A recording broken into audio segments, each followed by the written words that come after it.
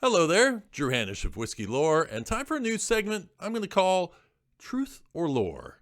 And this is where I will take some of those concepts that we've heard basically over and over again on distillery tours or from marketing companies or histories that may or may not be true. We'll basically shine a spotlight on it and see whether these items are true or if they are lore. And today we're going to be talking about, do barrels breathe? Now, this is a concept that you'll hear about if you go on a distillery tour, and as you're going through and they're talking about the aging process, especially in Kentucky, where they love the barrel, they're going to tell you that, okay, when you basically are aging whiskey, it will seep in to the barrel, and there's a char layer, and then it's going to seep in, and then the liquid is going to go in and out of the barrel as temperatures change. So in Kentucky, they say, oh, our weather, such dynamic weather that we have our really hot summers, but then we have our really cold winters, and that's basically doing the aging. And the whiskey during the summer is soaking into the wood, and then in the wintertime is coming back out of the wood. Well, I got to tell you, I don't believe that this is necessarily 100% true. Now, I'm going to go through and give you my evidence, the people I've talked to about this, and give you kind of a feeling of where I draw this conclusion. Now, let's first talk about the barrel, what we call this. We call it the Devil's Cut, and there's a whiskey called Devil's Cut, and I did a little tasting on this a little while ago. I'm going to tell you a little bit about this. It's a little nice and herbally on the nose.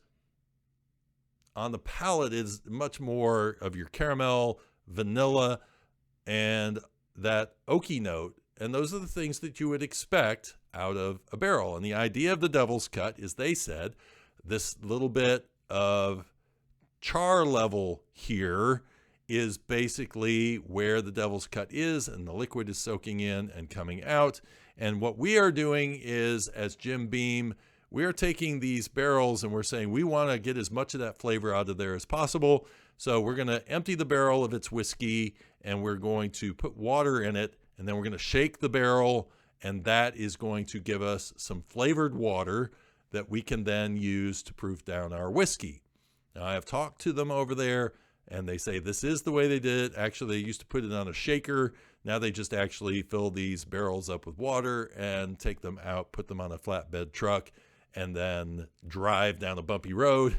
And that's how they're extracting the flavor out of these wood staves. Well, I believe all that. I don't have an issue with that. And I think that's actually pretty smart, because what you're doing is you are, instead of adding just plain old water to proof down your whiskey, and when I say proof down, when it comes out of the barrel, it's going to be anywhere from probably 120 up to 140 coming out of a Kentucky rack house. But you're basically then going to want to get it down to whatever proof you want to put it in the bottle. In the case of Devil's Cut, it is 90 proof, so they want to get it down to 45% alcohol. They use this water. It's got some flavor in it, so it's actually going to be a complementary flavor to the liquid that actually was already in the alcohol that they've taken out of the barrel in doing the proofing down. And so I think that is why, of all the Jim Beam products that I have had that are labeled just Jim Beam, that one is probably my favorite, because it's got a nice, like, Werther's original kind of caramel note coming out of it. And I think some of that may be from extracting some of that flavor from the char layer.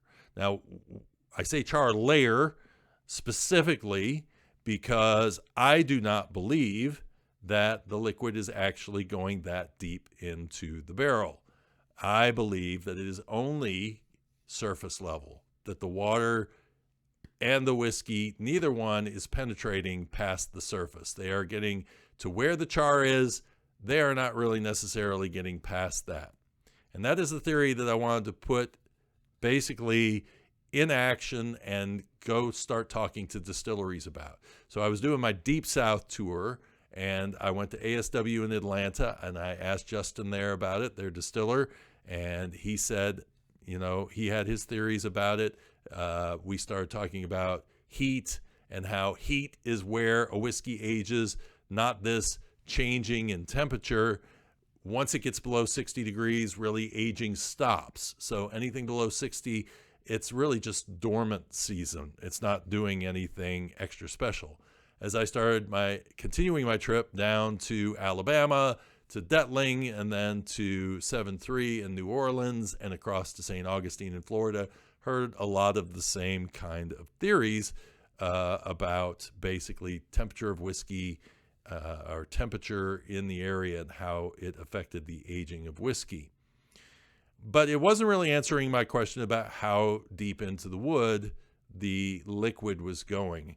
And so I saw Rocktown Distillery in Arkansas, and they were basically doing some destroying of barrels. And I said, could you please cut one of those and cut it this way so that I can see how far the liquid's going in? Because my theory was they're always showing you the wood stave, and they're always saying this is how far it's going into the wood.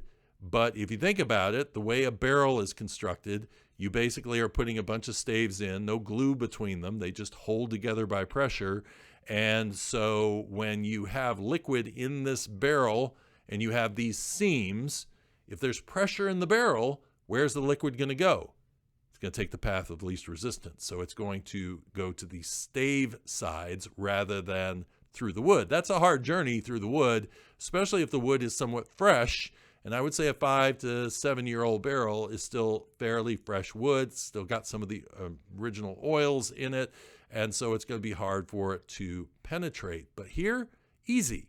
So what I wanted to see was what happens if you cut it this way and take a look and see how deep it goes in. And what do you see there? But you don't really necessarily see a devil's cut line, do you? You see the char just on the very edge. You see slightly darker up above it. Is that where liquid's getting to? Or is that the toast level? And so basically you're only seeing it go as far as the toast. That was really eye-opening, and it's interesting because I've talked to multiple distilleries now about it, and I actually talked to a professor, Michael Crowder, who is at Miami University, and they're doing all sorts of little experiments on bourbon to see about aging and that sort of thing, and different distilling techniques and how you can change flavor basically by changing some of these things. He is actually a member of our Patreon, as is David Meyer, who is somebody else at Glens Creek who I have talked to about this, and he agrees also that this liquid is not going as far into that wood as is being told by tour guides.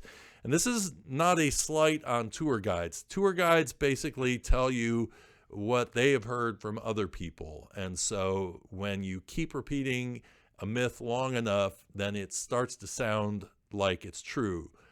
It's like Maxwell Darby and I talked about today. He's owner at 13th Colony down in Georgia, and he was basically saying they're not necessarily lies. It's just basically not fully true. So there is some truth that liquid is at least getting into the char level. What I don't believe is it's getting past the char level unless the wood has been compromised enough. And when you toast a barrel, you're drying that wood out. You're getting rid of the oils in there from its youth. And so because it's compromised, you might be able to get that liquid a little bit further in. What I don't believe is that the liquid is going into the barrel and then coming back out. In other words, breathing. This idea that somehow once it gets into this dry area, it's not going to just evaporate and turn into or join with the wood with whatever solids are in it. Instead, it's going to come back out into the barrel itself. For me, that's a stretch to say that. I don't understand how a liquid can go into something solid and stay there for some time, for a summer, and then somehow come back out as a liquid. And so in and out of the wood, I'm not believing. In and out of the char level, maybe slightly into the toast, okay, I could probably buy that. And what that does is it says to me how powerful just that small layer of charring where you've compromised the barrel is in terms of adding flavor. Now let's go a step further. What if we went overseas? These barrels have a long life. They will live 5 to 15 years maybe here in the United States at the longest, and then they get sent overseas. So I was talking to Stuart at Fettercairn, and if you haven't heard that podcast episode, I highly recommend it because we talked about some really interesting things in terms of aging whiskeys. We were tasting a 42-year-old whiskey, and I was amazed at how flavorful it was, because usually once you start getting past 30 years in terms of an age of a whiskey in Scotland, they really start to mute down to a point where you really have to pay attention. I laugh every time I see somebody put Johnny Walker Blue on ice, because the flavors are so subtle already. You put an ice cube in it and you've basically killed off any chance of being able to taste it. You're just drinking alcohol basically at that point. So, I wanted to know, why is it that this 42-year-old that you're giving me from Fettercairn is so flavorful? And he said, well, basically what we do is we take the liquid out and we put this whiskey into a new barrel for a short period of time, and it wakes the whiskey up. Well, that's really interesting. And so that cataloged in my mind until I was recently, as just about 2 weeks ago, talking to Talisker, and I asked them the same question. I said, what is the deal with this in terms of why is this 45-year-old whiskey you're giving me taste so good? And he said, what we do is we take the barrel, we empty it, we then ship it to British Columbia in Canada, we freeze it, it cracks the wood, and then it comes back to us in Scotland. And what we do is we then put the whiskey back into it and age it for a little while longer. And I went, so basically what you're telling me is you are taking a wood with a char layer and you are cracking it and exposing wood that has not been exposed before, basically giving the effect of a new char or a new barrel that you're putting in. You're giving that liquid a chance to touch fresh wood, which is going to wake the whiskey up. And which he said, yes, that's really the concept that we were going for on that. So again, the wood has to be compromised for the liquid to be able to interact with it, to be able to do something. It's not that it's soaking so far deep into the wood. However, Fettercairn said that their barrels, they have found that the liquid sometimes goes all the way through the barrel, which added another question to my mind. But again, this is why I say compromised barrels, because if they hold a barrel in Scotland up to 100 years, that's a lot of time for any of the oils left in that wood and the air blowing on it from the outside to dry out that entire piece of wood like you just toasted the entire plank. And so that is probably why it can, after a while, sink a lot deeper into the wood in Scotland than it's ever going to do here in Kentucky. These are theories, but at this point, I feel very strongly that there's not really that level of breathing, and the devil's cut that you are seeing on the wood stave is path of least resistance. That is not how far the liquid is going into the wood. You need to slice the stave this way to see how far that liquid actually is penetrating the wood. I hope you found this interesting. I am really going to want to do a whole lot more of these videos and start breaking down some of these myths in smaller time periods, and I think YouTube is a great way to do that. Are there myths that you want to know the answer to? Leave the comments below. I'm happy to research any of these things. Some of them I know the answer to, some of them I probably won't know the answer to, and I'll need to ask some questions, but I've got some mighty friends around me who would love to have these kind of questions as well in the industry. And, all of this is to help us figure out where flavor comes from and to tell a more valid and truthful story about how our whiskey gets flavor, because the more truth that we know, the more we know what we can adjust to be able to impact that flavor. And from a historical standpoint, it's the same thing. If you have historical myths that you want me to dispel, go ahead and leave those below as well, because I'd love to cover those, because those are the story of us as people. You know, those were real distillers back then. Those are people tied to families. And so I think it's really important to get to the heart of the matter on those, the truth, and really, set the story straight, because what that does also is it helps researchers in the future have truthful information to work off of, to be able to find the facts in the end to the things that they're trying to research. So we'll just keep chipping away at this, and sooner or later we will never know everything about whiskey, because there's way too much to know, but more than we knew yesterday, which is very important. Hope you enjoyed this. Be back again soon with another episode. Until next time, cheers and Slàinte mhath.